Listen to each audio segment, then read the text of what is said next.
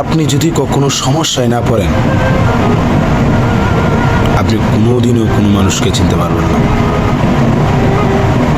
সমস্যায় যদি পড়েন তাহলেই চিনতে পারবেন।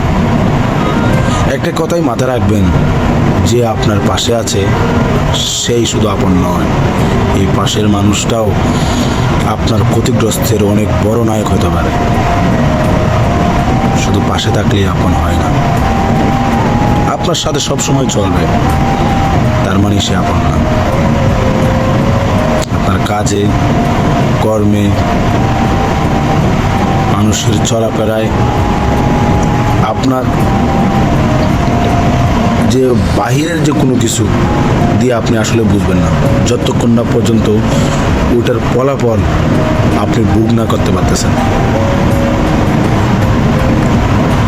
দেখবেন আপনি কোনো কিছু নিয়ে কারো কাছে গেছেন, সবাই আপনার সাথে হাসি দিয়ে সুন্দর করে বলতেছে, হ্যাঁ বাবা, ভাই, আঙ্কেল, হ্যাঁ ঠিক আছে, আমরা সাথে আছি, অমুক সমুক এসা তেসা।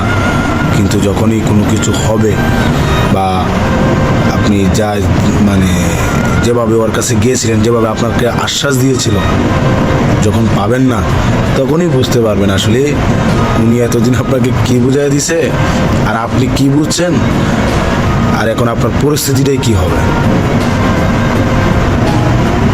কারো মুখের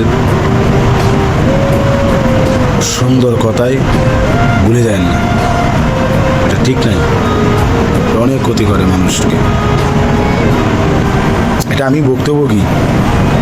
কত সুন্দর করে কথা বলে আমাদের সাথে, কিন্তু সময় হলে আর চিনে না।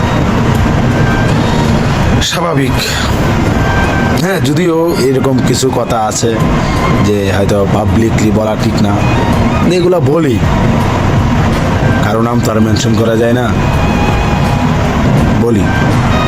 ঠিক আছে, ভালো থাকবেন।